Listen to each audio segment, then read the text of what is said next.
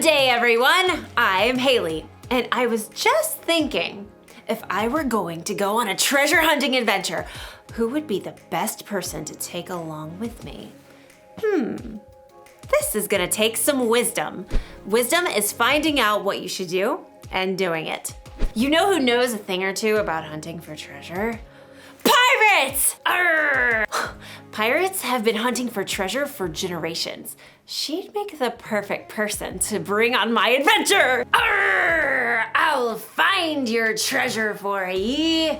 X marks the spot. Then again, the only reason pirates buried treasure in the first place is because they stole it from someone else. I'm not sure they can be trusted. Sure we can. A pirate's word is her bond. That's the code of the sea. Arr. Well, when you put it that way. Hey, wasn't your eye patch on your right eye? Oh, sorry about that. Now, about that treasure. I wonder if I should take my Aunt Jeannie on my adventure. Oh, how nice of you to think of me for your little trip. Bless your heart. Oh, I don't know. She may be a little old for treasure hunting. But then again, she was an investigative journalist for Archaeological Digest magazine for 40 years. 42 years, dear? Ooh. You know a thing or two about hunting for treasure, don't you, Aunt Jeannie? I've been around, that's for sure. Well, it seems like a no-brainer. It's obvious who I should take on the treasure hunt. It's, thank you. Was a hard decision, I'm sure, but I'm the star that you've been searching for. In today's story, we'll hear about a king who had a hard decision to make. Follow the advice of his friends or people who are older and wiser. It's fun to talk that way. I imagine doing it for our whole adventure. Nope. I'll see you soon. The Bible. It's 66 books of history, stories, letters, and poetry that fit together to form God's one big story. The epic adventure of how He created us and loves us so much that He made a way to rescue us. As we travel through the Bible, from Genesis to Revelation, we discover people who met God and found their lives changed forever. Now, for an amazing story, inspired by the book of 2 Chronicles, chapter 10. For over 40 years, King Solomon ruled over Israel. During that time, he did some pretty amazing things, like building a breathtaking temple for the Lord and a beautiful palace for himself. He received visitors from all over the world. He shared with others the wisdom God had given him. Much of this wisdom can be found in the book of Proverbs, including this advice on how to gain wisdom. Walk with wise people and become wise. A companion of foolish people suffers harm. Unfortunately, Solomon's son Rehoboam did not pay attention to his father's words. He believed his way was best. And when Solomon died, Rehoboam became king of Israel. All hail King Rehoboam! Wow, check me out! Golden crown, spiffy palace, this is the life. Though the kingdom was strong under Solomon, he made the people work extremely hard. Now the Israelites wanted to see how this new king would treat them.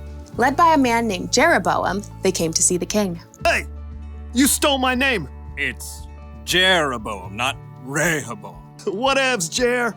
Now what do you want? Your father made us work very hard. Let us take more breaks and we'll serve you well. Sounds like you want to slack off. We just need a little more vacay time. Then we'll be ready to give it all we got. Well, come back in 3 days, Jer. Jeroboam and the Israelites left.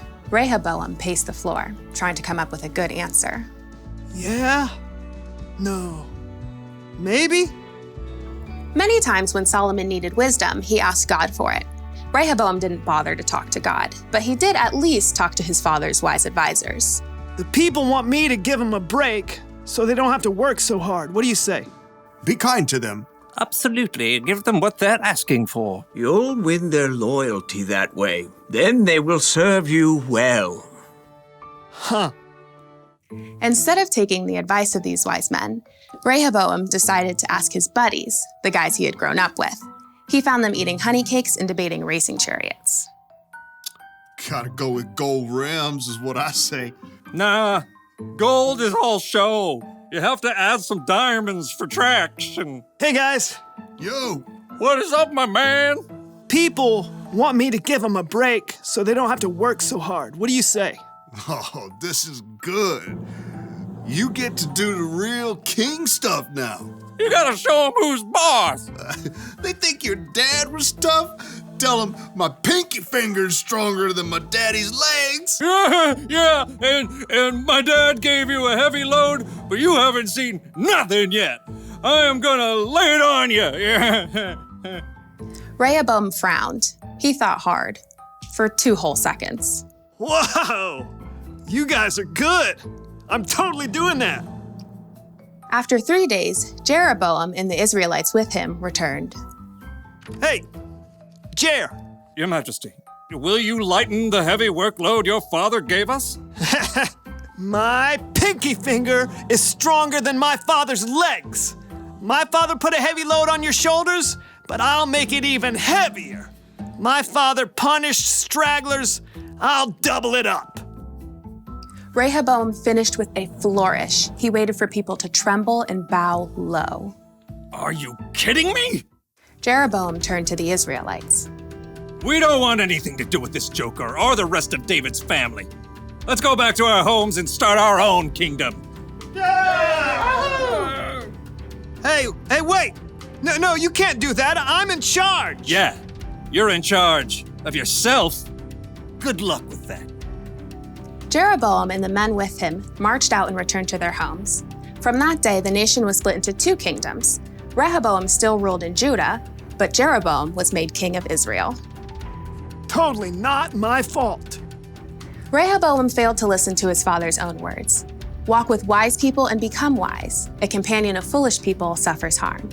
Rehoboam's foolishness nearly cost him all of the kingdom.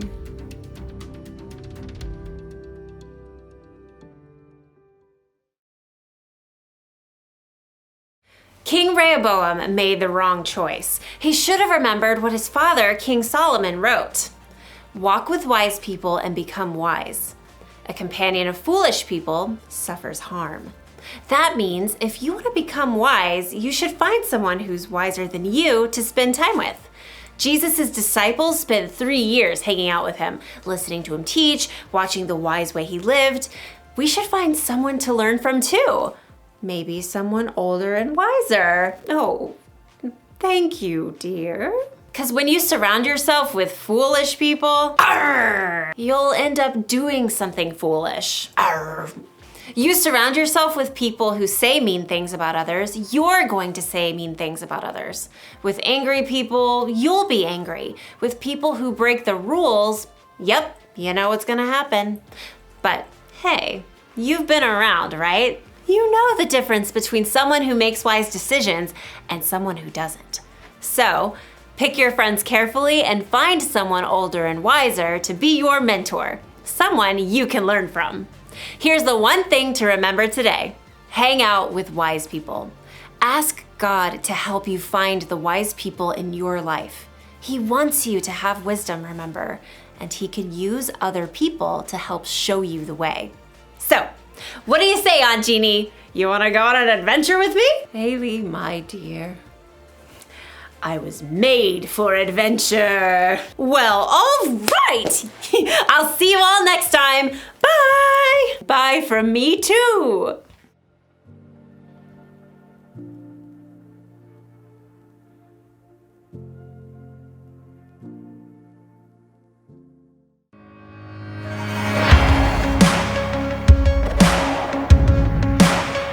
We won't give in or give out. We won't give up or back down. No matter what stands against us, we know our God is stronger. This life is like a race we're meant to run. And no matter what we face, you overcome. And even when trust in you, 'cause you alone will be our strength. We won't give in or give out. We won't give up or back down. No matter what stands against us, we know we won't lose heart or lose hope. Our God is in control. No matter what stands against us, we know our God is stronger. And when it seems the mountain is too high, we'll still believe, 'cause you are on our side. Even when we're tired and we feel like giving up, we know we can do all things through Christ who strengthens us. We won't give in or give out. We won't give up or back down. No matter what stands against us, we know we won't lose heart or lose hope. Our God is in control. No matter what stands against us, we know our God is stronger.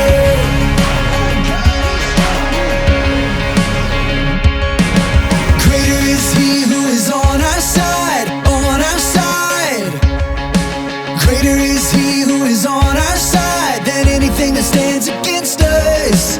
Greater is He who is on our side, on our side. Greater is He who is on our side than anything that stands against us. We won't give in or give out. We won't give up or back down.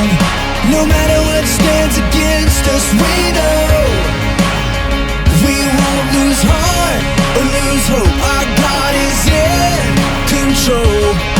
No matter